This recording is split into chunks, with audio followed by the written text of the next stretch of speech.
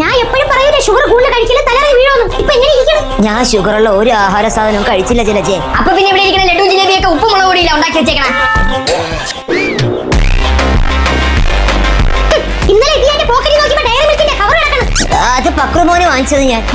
എന്തൊക്കെ എനിക്കൊന്നും പറയുമ്പോ മക്കൾക്ക് തരാൻ വേണ്ടിയേ ഞാൻ തൊലിച്ചു വെച്ചിരുന്നതാണ്. എങ്ങനെയോ വായിൽ അരിഞ്ഞത്.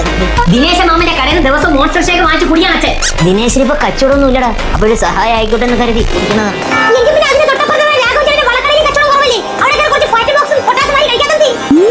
ചായയിലാണ് ഞാൻ ഏറ്റവും കൂടുതൽ പഞ്ചസാര എണ്ണത്. അത് ഞാൻ നിർത്തി. നല്ല കാര്യം. 10 കവർ ഫൂസ്റ്റ് വാങ്ങിച്ചു വെച്ചേക്കണം. ഇനി മൊത്തം ഫൂസ്റ്റ് ചായ.